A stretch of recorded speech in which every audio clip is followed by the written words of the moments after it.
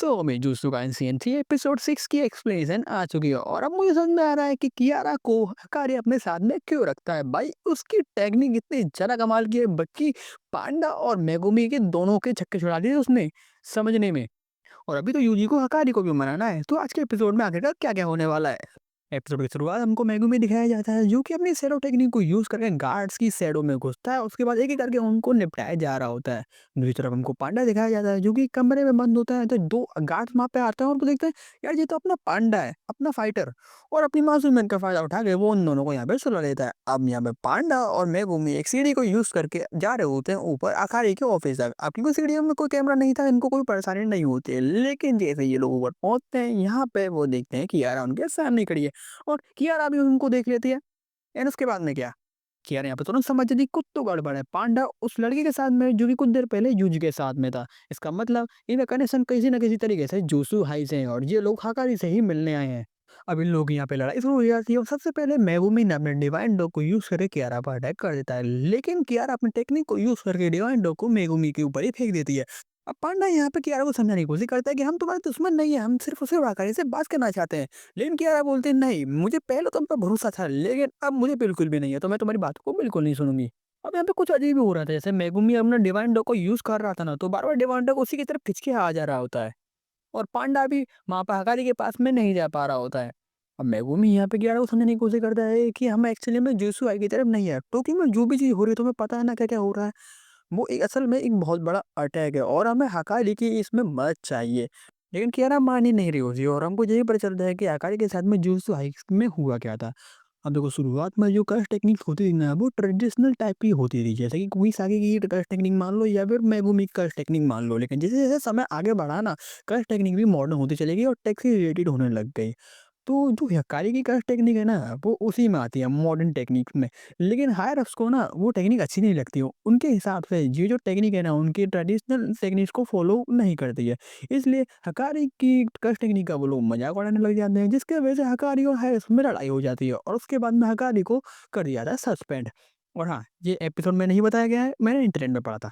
अब यारो मैं इतनी मेहनत कर रहा हूँ, तो तुम भी यार थोड़ी मेहनत कर दो।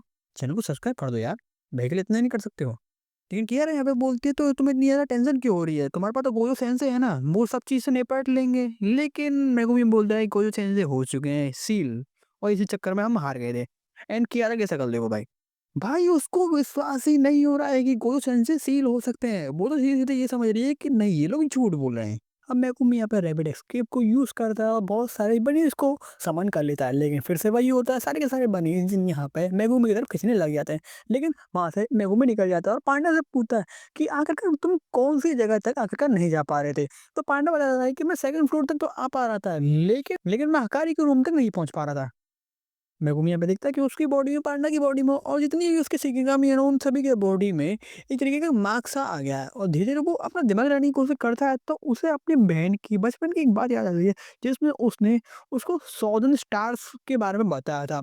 अब मैं कियारा की टेक्निक को तो मैं शॉर्ट में बताऊँ, तो कियारा जब भी अपनी टेक्निक यूज़ करती है ना, वो अपने टारगेट पे एक मार्क बना देती है, जो कि एक स्टार से रिलेटेड होता है और ये लोग अपने अकॉर्डिंग एक-दूसरे के पास में नहीं जा सकते हैं। जो इन लोगों को सबसे पहले उस टारगेट को टच करना होगा जो कि उनका नेक्स्ट स्टार है, तब जाके ये लास्ट वाले स्टार पे पहुँच सकते हैं। अब कियारा की जो टेक्निक है ना, वो किसी पर्सन को मार्क नहीं करती है, बट एक्चुअली में वो कर्स्ट एनर्जी को मार्क करती है। जैसे कि मेगुमी को मान लो, Megumi cursed energy divine dog में भी है और रैबिट एस्केप में भी है। अब क्योंकि उन तीनों के पास में एक ही मार्ग है, तो वो एक दूसरे की तरफ खींचे चले जाते हैं। तो इसका मतलब यहाँ पे अगर मेगुमी अपने डिवाइन डॉग या फिर रैबिट एस्केप को भी उन जगह पर टच कराता है ना, तो भी बात वही पड़ेगी। तो यहाँ पे मेगुमी क्या करता है, अपने रैबिट को निकालता है और पांडा को दे देता है और पांडा क्या करता है, उस रैबिट को फेंकता है एक दूसरे मार्ग की तरफ में। अब एक मार्ग टच हो चुका है, दूसरा मार्ग है यहाँ पे कियारा। तो यहाँ पे मेगुमी यूज़ करता है अपने डिवाइन डॉग को, जो कि उसने वापस नहीं लिया था, उससे बस छुपा लिया था और तुरंत ही वो वहाँ पे जाके कियारा को भी टच कर लेता है। अब इन लोगों को सिर्फ एक ही काम करना है, हकारी से बात करनी है और अब जो हकारी के रूम तक भी जा सकते हैं। लेकिन इससे पहले कि ये हकारी से बात कर पाते, वहाँ पर एक बाहर इंसान फेंक कर आता है और ये कोई और नहीं, अपना यूजी होता है। अब हकारी यहाँ पे यूजी को मारे जा रहा होता है, लेकिन यूजी यहाँ पे कुछ भी नहीं करता है। लिटरली वो वहाँ पे उसको डॉज भी नहीं कर रहा है, बस पिट रहा है। और हकारी उससे बोलता भी है, क्या तुम पागल हो गए हो? लेकिन अब यूजी को भी यहाँ पे पता है कि अगर उसे हकारी का मन जीतना है, मतलब कि उसे अपने साइड लेना है, तो उसे किसी ना किसी तरह उसे मनाना ही होगा। तो इसी तरीके से वो मना रहा है उसको। और एक बात और जो कि मैं बताना भूल गया था कि मेगुमी ने जब कियारा को हराया था ना, तो यहाँ पे मेगुमी कियारा से भीख मांग रहा था कि प्लीज हमारी बात सुन लो, हमारी मदद कर दो। और कियारा यहाँ पे मान भी गई होती थी। लेकिन यहाँ पे ये बहस शुरू हो जाती है। हकार यहाँ पे बोलता है कि हाँ मैं तेरी बात सुनूंगा, लेकिन जब तक तू खड़ा रहेगा। और उसको मारे जा रहा होता है। कियारा यहाँ पे बोलती भी है कि हकारी ये लोग हमारी सिर्फ मौत चाहते हैं, लेकिन हकारी यहाँ पे कुछ भी नहीं सुनना होता और यूजी से पूछता है कि यूजी मैं ही क्यों, हम लोग तो अभी ही मिले हैं। तो वो बताता है कि यूटा सेनपाई ने मुझे बताया कि तुम बहुत ज़्यादा स्ट्रांग हो और अगर हम तुम्हारी मदद मांगेंगे तो हम जीत सकते हैं। पर यहाँ पे कहता है कि तुम जो मुझसे मदद मांग रहे हो उसके लिए मुझे अपनी जान दांव पर देनी पड़ेगी। तो क्या तुम्हारे अंदर वो आग है कि तुम मुझे यहाँ पे मना सको? लेकिन यूनी यहाँ पे कहता है नहीं, मेरे अंदर वो आग नहीं है, क्योंकि मैं एक मशीन का एक छोटा सा वो टुकड़ा हूँ जिसे सोर्सरर्स यूज करते हैं कर्स स्पिरिट को मारने के लिए। और आकर यहाँ पे बोलता है तुम बोरिंग हो और एक जोरदार पंच उसमें मारता है। और पांडा और मैगुमी को बोलता है कि तुम यूजी को लेकर यहाँ से निकल जाओ, क्योंकि उसके हिसाब से अब यूजी नहीं उठने वाला है। लेकिन सरप्राइजिंगली यहाँ पे यूजी उठ जाता है इतने पावरफुल पंच के बाद में भी, और वो हकारी के सामने खड़ा हो जाता है। एंड कुछ देर बाद यहाँ पे हकारी मान ही जाता है। और कियारा यहाँ पे बता दिया कि भले हकारी हायर अप से नफरत करता है, लेकिन उसे जुत्सु हाई में बहुत ज्यादा मजा आता है और साथ ही साथ में उसे अपने जूनियर्स की मदद करने में भी अच्छा लगता है। मतलब ये अपना बंदा दिल का अच्छा है। लेकिन तभी यहाँ पे शिकिगामी कोगाने आ जाता है और वो बताता है कि कलिंग गेम में एक नया रूल जुड़ चुका है कि अब जितने भी प्लेयर्स हैं ना, वो उस दूसरे प्लेयर की इंफॉर्मेशन देख सकते हैं कि बंदे ने कितने पॉइंट जमा कर लिए, वो कितने बंदे को अब तक मार चुका है एंड वो किस एरिया से बिलोंग करता है। और हमको वो बंदा भी दिखाया जाता है जिसने कि ये रूल ऐड किया है, उसका नाम है कासिमू। और बंदा ऑलरेडी इतने कर्ट स्पिरिट्स को मार चुका है कि उसके बाद पहले से 200 पॉइंट जमा हो चुके हैं।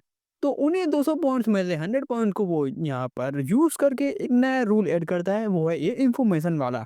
ये बंदा ये भी कहता है कि यार इस टाइमलाइन के लोग हैं ना बहुत ज़्यादा कमज़ोर है। 400 साल पहले जो लोग हुए थे ना वो होते थे स्ट्रॉन्ग, और सीधे-सीधे ये बंदा सुकूना से लड़ना चाहता था। सो आई थिंक इसने ये रूल शायद से इसीलिए ऐड किया ताकि वो सुकुना को पहचान सके। सो गाइस इसी के साथ में ये वीडियो खत्म होती है। मैं आपको फिर से बोलूँगा चैनल को सब्सक्राइब करके जाना, क्योंकि आपको वीडियो ज़रूर पसंद आई होगी। मैं मिलता हूँ आपको नेक्स्ट वीडियो में, तब तक के लिए सायोनारा।